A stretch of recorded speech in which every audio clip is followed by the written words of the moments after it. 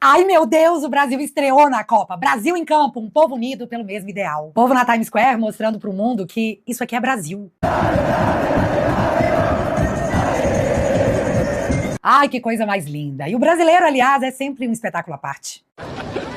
Ô, Wagner, se liga na fila aqui, ó. Pra tirar foto, ó lá. Ai, que sarro. Tá uma fila. Eu sempre amei a Copa do Mundo. Os Jogos do Brasil me proporcionam um momento único de abraçar o meu marido atleticano e a gente vibrar juntos quando rola um gol. É um fato que o futebol une as pessoas. Estreia do Brasil, todos sofrendo com o gol tomado, vibrando com o gol do Vini Júnior. Fim de jogo, expectativa pelo próximo. Que sensação boa. Mas o problema é que essa sensação durou menos que 30 minutos, porque na sequência eu lembrei que a Copa é realmente um momento.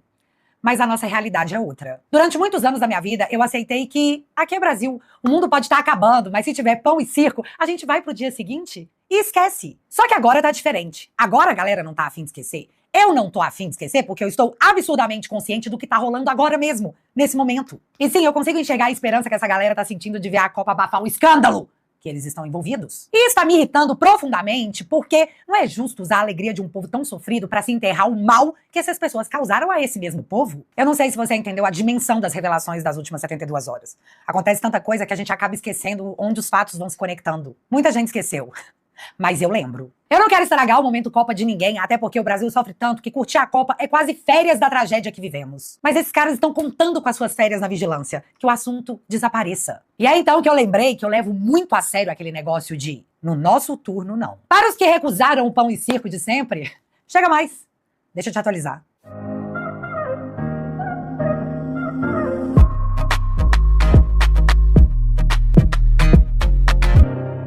Na quinta-feira, a revista Veja lançou uma pedrada de matéria detalhando melhor o que o Vorcaro havia se proposto a delatar. Uma matéria com muitas páginas contava mais do que o Vorcaro queria dizer. Fechava os pontos de muitas histórias que todos nós já conhecemos e até o momento resultaram em nada.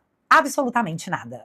Mas eu realmente prefiro pensar que não teve uma comoção enorme porque a galera ainda não entendeu. Então, vamos explicar os trechos mais problemáticos, praticamente desenhando o cenário. Bora lá. A matéria começa revelando o tamanho do rombo. 50 bilhões de reais colocados diretamente na nossa conta. E a gente que rebole para pagar os impostos porque dinheiro não tá dando em árvore. Mas o segundo ponto relevante logo no começo é a revelação de que esse rombo financeiro só foi possível graças à conexão feita entre os três poderes da República com uma rede de corrupção sistêmica.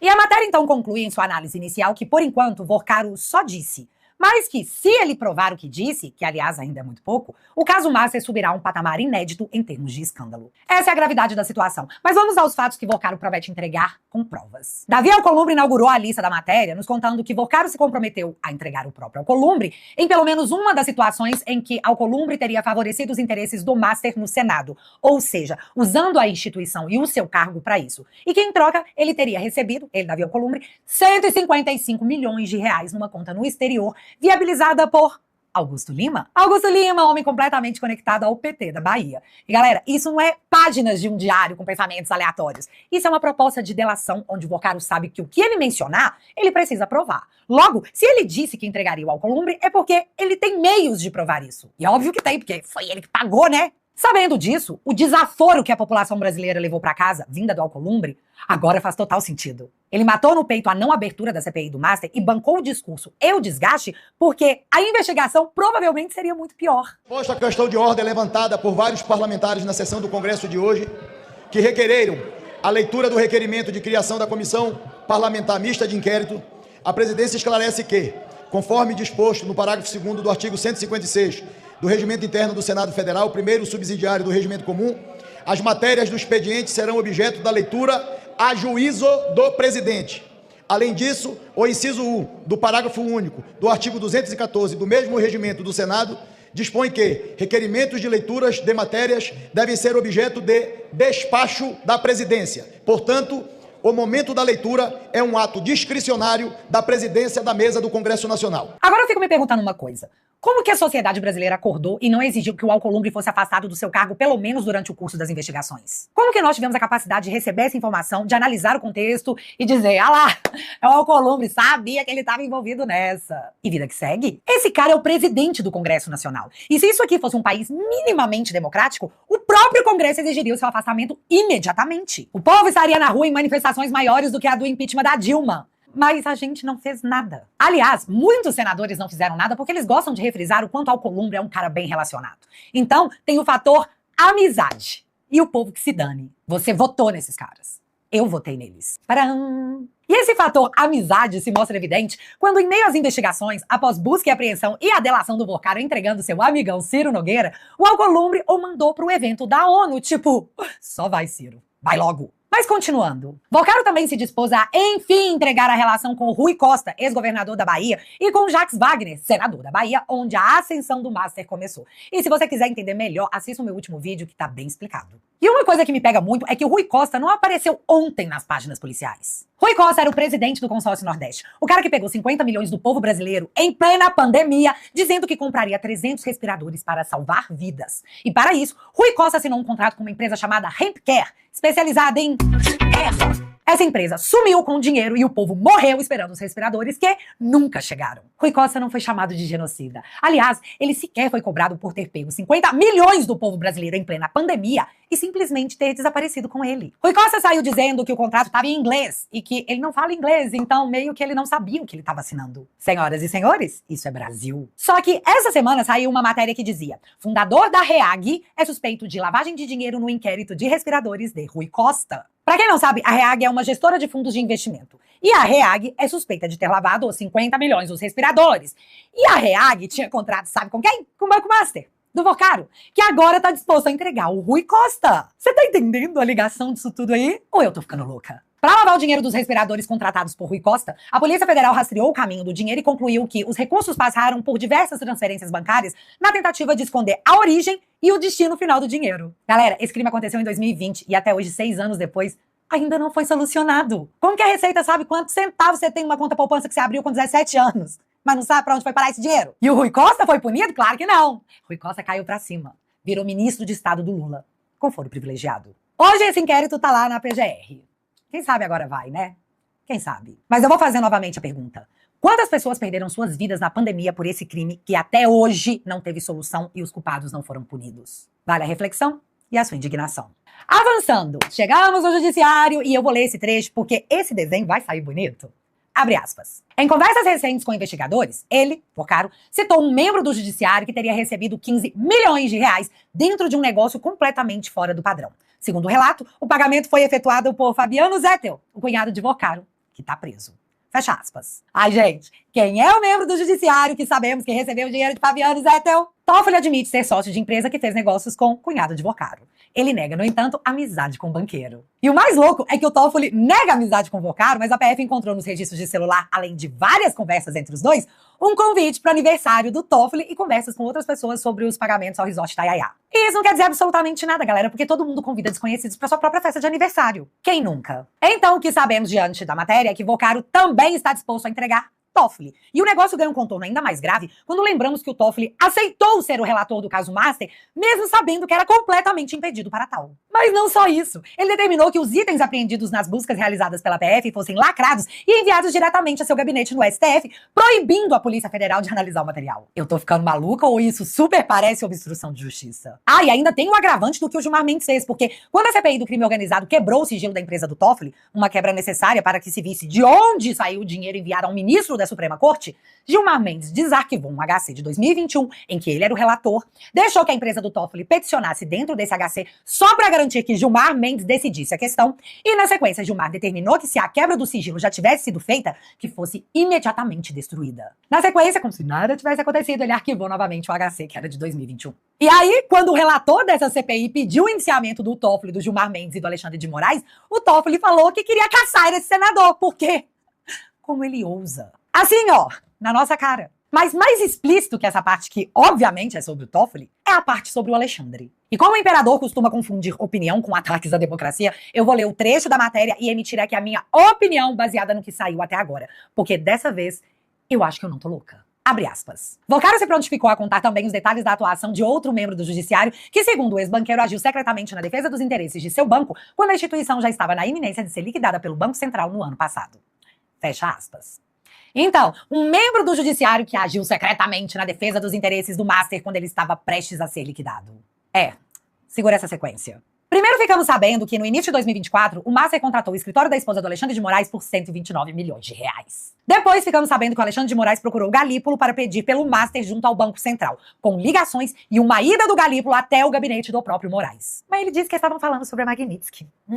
Só que é importante refrisar que nessa matéria, a Malu Gaspar conta que o Alexandre pediu ao Galípolo que o Banco Central aprovasse o negócio com o BRB, que havia sido anunciado em março, mas que ainda estava pendente de autorização do próprio Banco Central. E isso nos leva até a matéria do Metrópolis, que relata o encontro do Alexandre de Moraes com o presidente do BRB, Paulo Henrique Costa, na mansão do Vorcaro. E vale ressaltar que a matéria relata que naquele momento do encontro, o Master buscava no BRB a sua tábua de salvação para evitar fechar as portas e que durante o encontro, o Alexandre e o ex-presidente do BRB, atualmente preso, conversaram sobre o assunto. Mas voltando aqui no Galípolo, ele teria informado ao Alexandre de Moraes que foram encontrados alguns bilhões em fraudes no Master e que, por isso, o negócio não poderia ser autorizado pelo Banco Central. Ou seja, o plano BRB de salvar o Master deu errado. Agora é importante a gente entender um trecho específico da história, porque por muito tempo parecia uma coisa, mas agora parece outra completamente diferente e até bem óbvia. Vorcaro falou a Alexandre de Moraes sobre salvar o Master no dia em que foi preso, em 2025. No dia em que foi preso, o Vorcaro e o Alexandre trocaram mensagens ao longo de todo o dia, até momentos antes da prisão do Vorcaro. E o menino Vorcaro escrevia as mensagens num bloco de notas,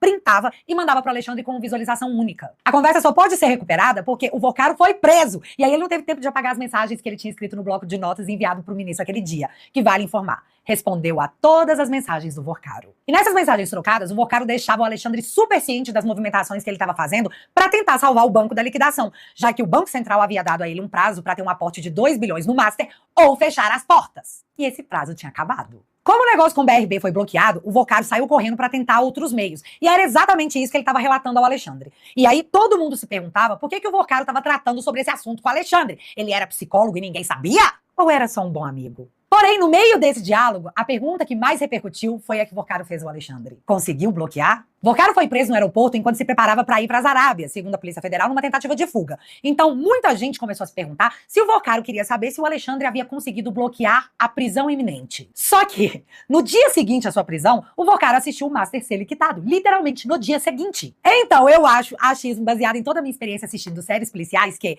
Vorcaro, na verdade, queria saber se o Alexandre havia conseguido bloquear a liquidação do Master. E aí é só voltar lá no relato da Veja. Vorcaro quer contar os detalhes envolvendo um membro do judiciário que agiu secretamente na defesa do banco que estava prestes a ser liquidado.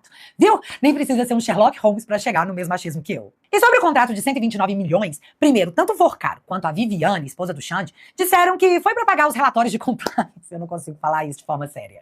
Feitos no Master, o que, galera, ninguém acreditou. E depois de pensar melhor, nem o próprio Vorcaro tancou que isso era crível. Tanto que ele mudou a versão. Vorcaro agora diz à PF que o contrato de 129 milhões com mulher de Moraes não teve contrapartida e que o objetivo desse contrato era apenas se aproximar do Alexandre, o que compromete bastante tanto o Vorcaro quanto a Viviane, já que agora se trata de um contrato assumidamente feito com o objetivo de criar uma boa relação com uma autoridade e com um valor exorbitante e injustificável. E o relatório de compliance que eles alegaram seria o mesmo que colorir Bob Goods, daria na mesma. O Vorcaro só queria ficar perto do Alexandre. E pelas matérias que eu relembrei aqui com vocês, ele de fato conseguiu. E olha que eu nem tô citando as visitas do Alexandre ao Vorcaro, da Marta, a noiva do Vorcaro, perguntando se o Alexandre tinha gostado do apartamento. Eu nem tô entrando nesse mérito. Mas enfim, Vorcaro em sua proposta de delação também se colocou à disposição para entregar o Rueda, o Cláudio Castro e o amigão Ciro Nogueira. Só que a matéria relata um negócio. Abre aspas. Os advogados de Vorcaro fizeram chegar ao gabinete do ministro Mendonça que a PF e a PGR não parecem devidamente interessadas em passar a limpo algumas das graves denúncias, citando como exemplos o pagamento ao senador Davi Alcolumbre no exterior, caso que teria sido prontamente descartado pelos investigadores, assim como as histórias envolvendo membros graúdos do judiciário. Fecha aspas. Pois é, aí a defesa do Vorcaro tá falando que nem a PF nem a PGR querem saber da denúncia envolvendo o Alcolumbre ou os membros graúdos do judiciário. O que geraria em nós, pelo menos, uma revolta legítima contra a Polícia Federal e contra a PGR, porque como assim vocês não querem saber? Mas os investigadores têm uma outra versão sobre os fatos. Abre aspas. O ex-banqueiro também teria colaborado ativamente para colocar em descrédito a própria proposta de delação premiada final, além de desvirtuar fatos e omitir informações aos policiais, dizendo que ele ainda teria providenciado para que o teor de sua colaboração fosse levado ao conhecimento de pessoas diretamente envolvidas no caso. Fato que levou o ministro André Mendonça, relator do caso, a não receber os advogados do banqueiro. Fecha aspas. Gente, Vorcaro estava fazendo o conteúdo de sua delação chegar até os envolvidos? Sério? Mas como? Ministro do TSE, aliado de Moraes, se reúne com o advogado de Vorcaro e ouve sobre delação. Floriano Marques admite encontro e diz ter ouvido sobre entrega de delação. Mas foi só um pouquinho, viu? Não foi muito não. Vocês entenderam bem o que rolou aqui, né?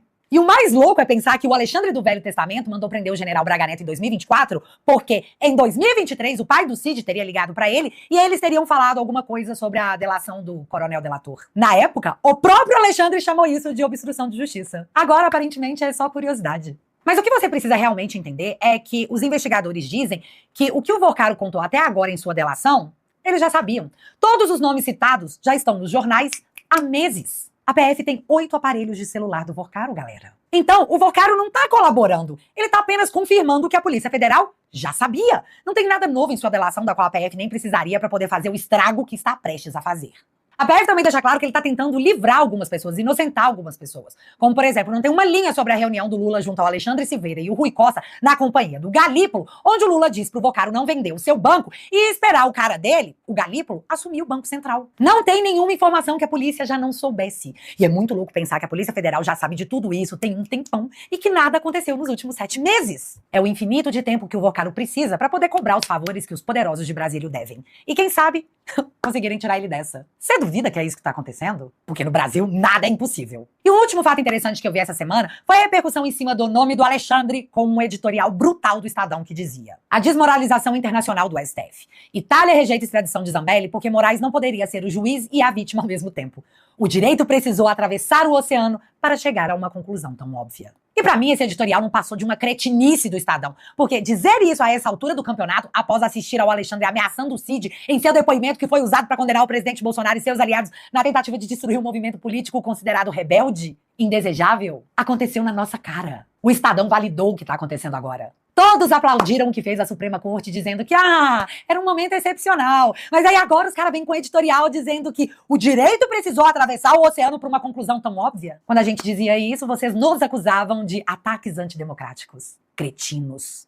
Vários países do mundo esfregando na cara da sociedade brasileira que a Suprema Corte do Brasil agiu politicamente contra desafetos. E isso não acontece em democracias. Talvez porque de fato não sejamos uma. Só imaginem se é o Mendonça interrogando o Vorcaro da mesma forma que o Alexandre interrogou o Cid, meu povo. Gilmar Mendes já teria pedido 8 nulidades seguidas de 8 canetadas com um discurso de pau de arara e tortura. Tá muito claro o que tá acontecendo aqui, nesse país. E é por isso que eu não tô conseguindo viver esse momento Copa da forma justa que eu deveria estar vivendo. Até isso esses caras tiraram de muitos de nós. Mas o que me consola não é que a casa vai cair. Ela já caiu. Olha o que disse a Malu Gaspar. E agora os outros ministros que são aliados do Toffoli no Supremo, a saber, Gilmar Mendes e Alexandre de Moraes, estão operando para que o Toffoli continue. Concordo com você, André, e não só concordo, como as informações que a gente tem dos bastidores são de que a situação vai piorar porque os próprios ministros vão se ver enredados mais ainda nesse caso master. E eles sabem disso. Então talvez isso explique por que eles são tão apavorados para conseguir controlar esse caso. O que está havendo aí é uma tentativa desesperada de controlar esse caso contra, inclusive, o bom senso. Vocês estão entendendo que está sendo dito na Globo que ministros do STF estão atuando contra um caso que eles estão envolvidos, indo inclusive contra o bom senso? Porque é muito explícito. Não tem como os caras negar mais. Então eles só podem tentar controlar. E aí tá lá Paulo Gonet, indicado por Alexandre e por Gilmar, segurando o parecer sobre a delação do Vorcaro. O único fato que o mantém na sala da PF e não de volta à cela comum lá na Papuda. E como eu disse, enquanto isso o Vorcaro vai ganhando tempo. E pra quê? Em breve vamos descobrir. E o motivo desse vídeo é apenas rejeitar o pão e circo. É pedir que você não perca a capacidade de se indignar, porque eles são poderosos, mas eles são poucos. E juntos, nós somos uma nação. Curta a Copa, torça pelo Brasil, mas não se esqueça da realidade que nos espera após cada jogo. É sobre isso.